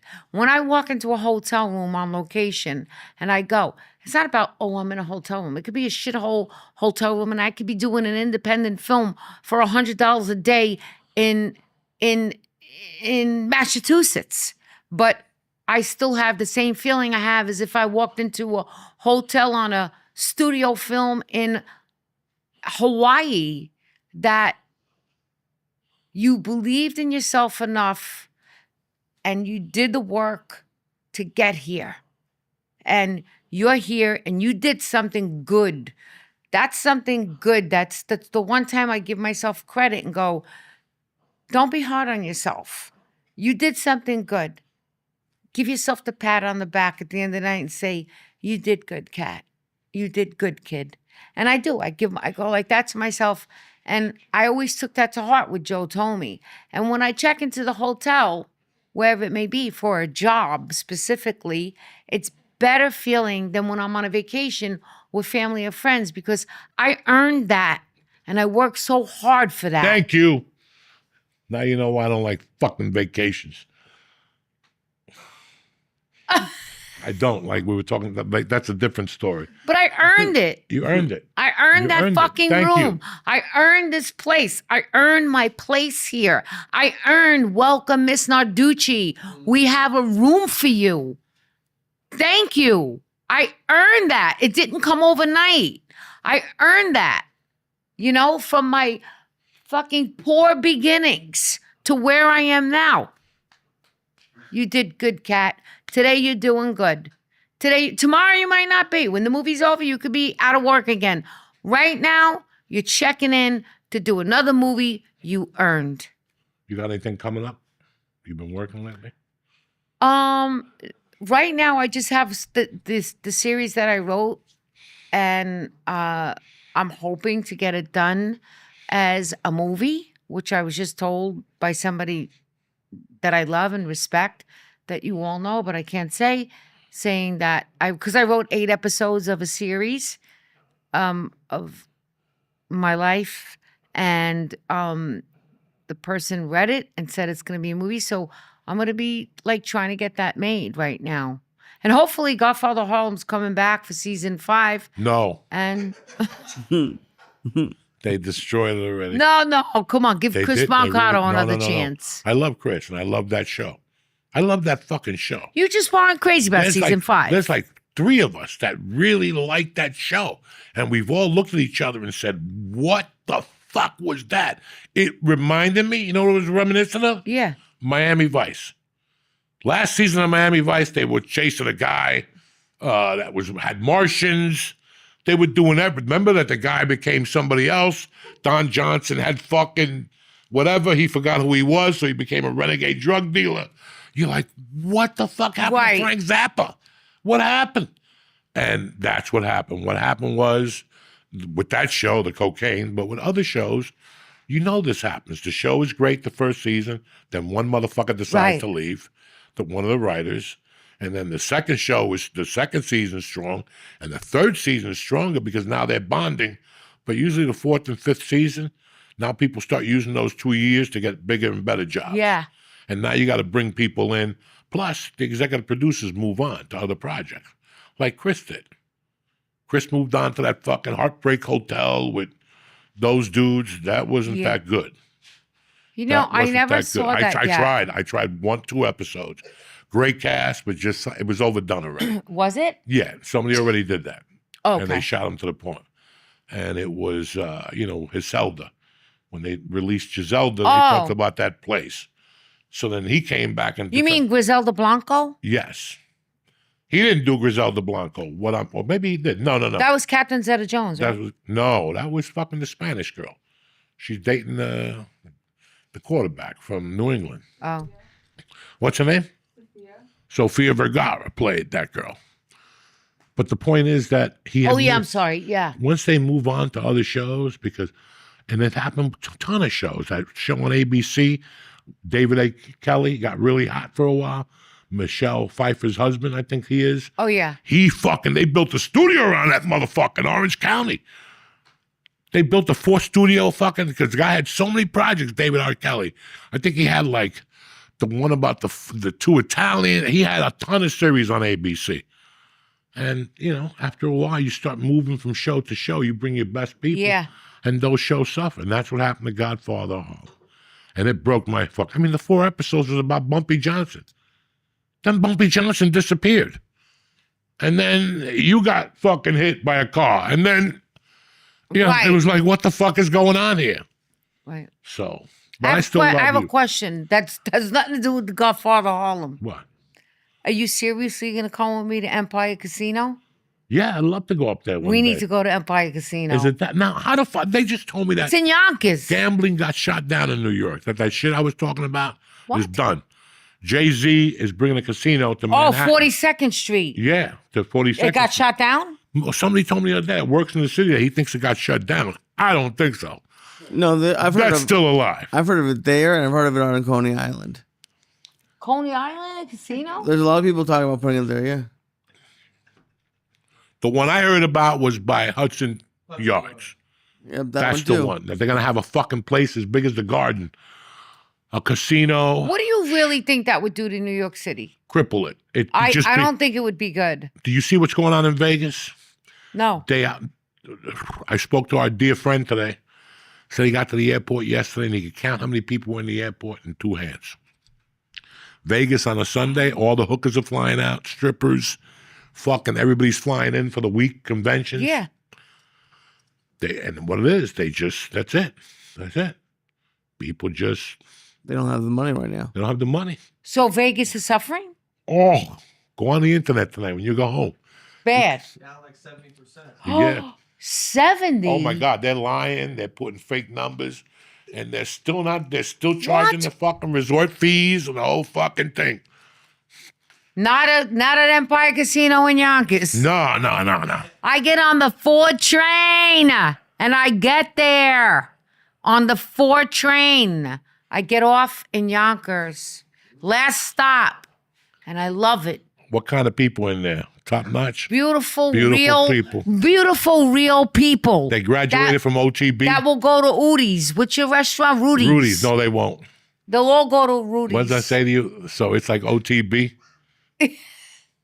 It's definitely a rough crowd. There was nothing like playing hooky and taking the bus to Fort Lee and going to OTB in the city on 181st Street in Port Authority.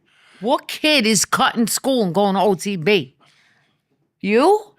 Holy shit. And we used to cut school to go to the thing in Connecticut, Highline, too. What's One of the that? football coaches. We'd have to drive him up to Connecticut and he'd give us $25. Cy Lawrence, heavy Cy. Wow. Oh, yeah. Yeah. But I loved all that. My mother took me to my mother was a gambling degenerate. So she took me to Yonkers. Listen, when you go to Yonkers Raceway at night, you got problems. That's where the casino is. Yeah, you got The problems. Trotters are right there. But you go in the daytime. I go in the day and I leave. I went the other day, 2:00, I got on the 4 train. I'm sorry, 1:00. I walked into the casino 2:00. I left the casino 11:30 at night, but I take an Uber home. And I take an Uber back to the city. Is it still alive? That many hours, and I lost track of time. I think I'm coming out. It's 4:00. I'm like, what? 12:00 at night? I lost my mind. And they have blackjack and stuff there? They have the virtual blackjack. You know, it's a big screen with this virtual pretty girl, I do slots. Me too. I'm a slot dude. I love it. $20 and let it roll. I love it. Another 20. Then you got to go back to the ATM. We gotta go. They take a 20. No, you always have that hit. The that 20 in your ATMs are sneaker. all around the casino. They're Oh, right yeah, and there. they charge you $18. Oh, yeah. And then you get home and you bought a fucking property in Russia. Get the fuck out of here. I don't use an ATM anywhere but fucking where I go bank. Because next thing you know, you bought a boat in Puerto Rico. You're over there. That's fucking Yonkers, dog. They got that shit wired. Yeah. And when they take your number and one day they just make a sweep. Yeah. And you bought a fucking plane, and you don't need that in your life. I love Yonkers Casino. Oh my God. What slot do you like? It's like this. What? What slot do you like? I like this one. It's called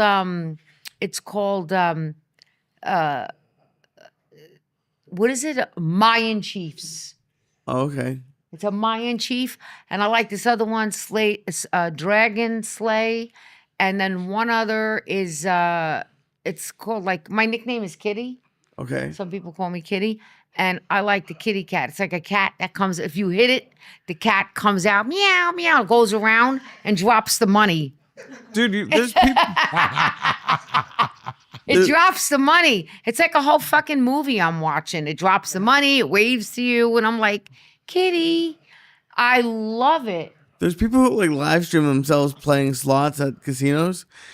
I would pay to watch you play this, because do you smack the screen? Oh, I punch it. Yeah. Oh, I knew it. Yeah. I shake it. Yeah. I love it. I love people, and how do you pick a machine? I love gambling. How many of those pills did you take? Not enough. Not enough. Trust me. He needs 2 more like me. Want to go to casino right now? Yeah, take him. Sure. Take him. He got nothing going on tomorrow. Other than this, He'll be fine. I got to tell you, the ferry coming here was unbelievable.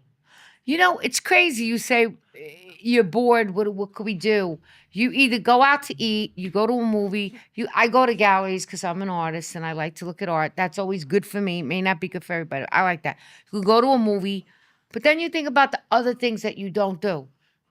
Taking the ferry here, now that's just that ferry, New York to Weehawken, right? Nice. Okay. But you can just get on the ferry. There's $10 ferries that go around the city. That's such a nice thing to do on a beautiful day. On a beautiful day. It cleared my head from here to the city. What was it, 15 minutes? Eat one of those edibles and get on the ferry. It'll really clear your fucking head. Yeah. You think you're Gilligan out there, you end up... I'd rather have a little, what do they call them? Little baseball bat. The pre-roll. Yeah, the pre-roll. I like a nice little pre-roll. All right. But I like indica. There should be something in the drawer. I for don't you. like So when you get back on the... sativa. No, we'll take an Uber on the way. Because I'm already hyper. Sativa makes me more hyper. I like indica. I can tell you're already hyper. I'm hyper in this bitch. Kathrine, I'm happy that you came over tonight. That was great. Me too. We had a good time. You look beautiful as usual. Thank you. You're still a fucking savage. I congratulate you Thank you. on everything, especially Alto Nights. I really liked it. Thank He gives all his money to the putans. Ask him. And Lee, what's going on with you this week? August 30th, I'm at the barbershop, DV Barbershop in Hoboken again for 2 shows. Oh shit! Look at you. Yep. And I'll be at the open mic Wednesday. Thursday we got the bucket, and tickets go on sale tomorrow for Parks Casino the night before Thanksgiving. Oh shit. That's always a good fucking night. Oh, that's the best night. That's the best night ever. Different lineup, different crew. Come on down. You can gamble. Man. Wait, where could I gamble and see you? Parks Casino in Philadelphia. Where? In Bethesda. Is it a Salem. good casino? Bethesda, whatever the fuck it is. I don't know. Yeah, it was just there this last week. I'll pick you up. We'll drive you down. Oh, shit. He's got the Tesla, so be careful. He's got the computer in the front seat and shit. Does it drive by itself? Yeah. Anyway, I love you, Kathrine. Lee, I love you to death. And tickets also went on sale for November 8th in D.C., I think, and December 5th in Virginia. I don't know. I don't even have a webpage. Just We're in Maryland and Virginia. One in November, one in December. yeah, and then but we're in Florida next week, and that's all that matters. September 6th, Hard Rock Live. Friday night, it's Casey and the Sunshine Band. You know what I'm saying? Do a little dance. Take a little Make a love. Get down tonight. Bring the fucking Get down Quaaludes. tonight. Bring whatever you got. Glue. I don't give a fuck. It's KC. He's only got 2 songs. You'll be jumping up and down for an hour. What's the other one? Cause I'm your boogeyman. Oh yeah, Boogeyman. So he'll do like a trio. Boogeyman, something else. Like he'll do this is a new song. Listen, KC, don't play no new songs, all right? Coke ain't even the same anymore. You got one song, just stick to it for an hour. Do a little dance, make a little love, let's down tonight. Come on, keep going. Keep going, KC. Just run the same shit. That's it. I love you, motherfuckers. Have a great week. Stay black.